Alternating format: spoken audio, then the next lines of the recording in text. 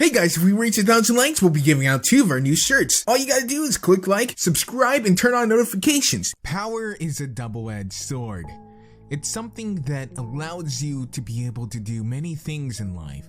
It allows you to protect those you love, protect your interest, and prevent harm from coming to the innocent people of the world. However, it doesn't make for an interesting life. You see, life is usually interesting because of the conflicts that we have, because we don't know that we're going to succeed at everything. If we did, why even bother to do it? If everything was always going to be right and you were always going to win, what would be the motivation to do anything? This is highlighted in a lot of media that we consume from various different characters. It's called a power creep. Your character usually is going to keep on leveling up to overcome stronger and stronger opponents.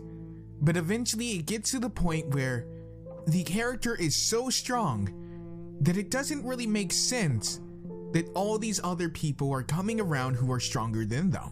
If you've watched Dragon Ball Z, I'm sure you understand.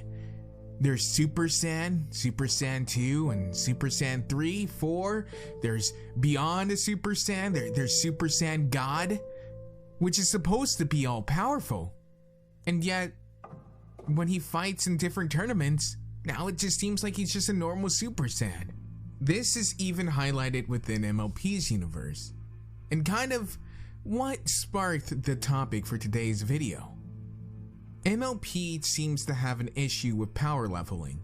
You have people like Princess Celestia and Princess Luna who control the heavenly bodies, but to kind of balance that and add some sort of sense of dire nature to situations such as when Tira comes back or when Chrysalis attacks, they seem to be portrayed as being physically weak while still being able to control such massive heavenly bodies. Twilight herself isn't as much strong as she has the ability to overcome any obstacle. She often finds some sort of way to manipulate the situation to learn some sort of spell or find some sort of passage in a book that allows her to defeat her enemy. But as time goes on, even that gets overplayed. She becomes more and more knowledgeable, where complex spells seem routine, where she can turn back the fabric of time and space, where she can teleport, where her levitation is just beyond that of anyone else. And then you'll have scenes where she can't even take down a simple bird. It doesn't really make sense. In order for them to keep the story interesting and to eliminate scenarios where Twilight would just instantly win, they constantly fluctuate her powers in ways that don't really mesh well with previous episodes or previous achievements. And when that starts happening, there's a thing that media often does. If you look at the comic industry, they have a concept of alternate universes. Universes where they don't have as much power, or they went down a different path. It becomes less about this person overcoming and more about the different paths in life that this person could have taken. It's no longer a story about the struggle to defeat evil, but different ways in which you can do so.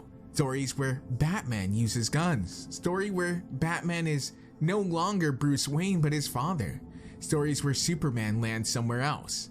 And in this case, stories where Twilight Sparkle was never a unicorn.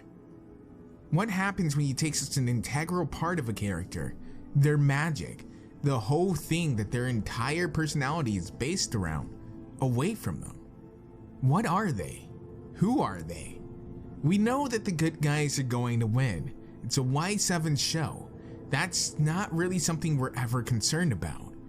What we are interested in is learning about different characters. This fandom loves fanfiction. It loves to take what we know and twist it, or wonder what if this or what if that. And that's what the show's doing. Twilight Sparkle isn't an Earth pony just because. Twilight Sparkle is an Earth pony because that's the next logical step for her. If you're a god, what better thing to do than to live amongst your creation as like a normal person, to actually experience your world, to interact with it. When Twilight Sparkle became an alicorn, it was the beginning of the end of her progression as a character. She became far too powerful to have to worry about most tasks. She is so secure in her position that she can simply get bored and on a whim decide to start an entire university. She no longer has to worry about time, as she's now never going to die. She never has to worry about money, as her funds are infinite. Even the character herself at times is displayed as simply being bored with all the power that she has. She's read every book in her library, every book in the Canterlot library, and she's still not even at 30. While we may not like the fact that Twilight's becoming an Earth pony, I think it's something that the character herself would enjoy. A new experience. Something different. Something actually challenging. Could an Earth pony use magic?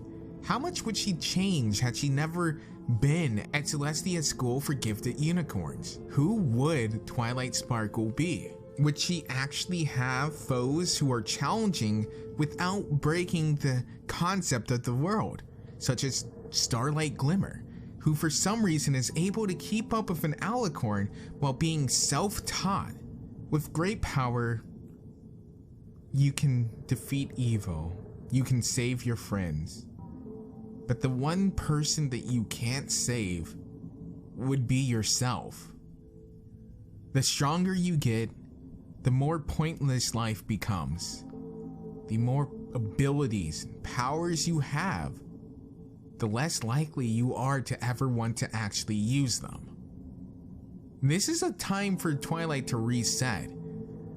A chance for her to turn back the hands of time. A chance for her to experience normal life again. Without the crown, without the prestige, without the power. That's why Twilight will become an Earth pony. And that's why I think she would enjoy it. But hey, that's just a theory. A pony theory. I thank you guys for watching. Like this video if you enjoyed, and be sure to join us on Discord, where you can go ahead and talk to me about all these amazing theories that you might have, or even talk to me about this video.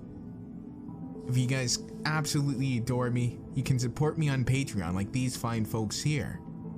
I appreciate every single one of them. I'll see you guys in the next one.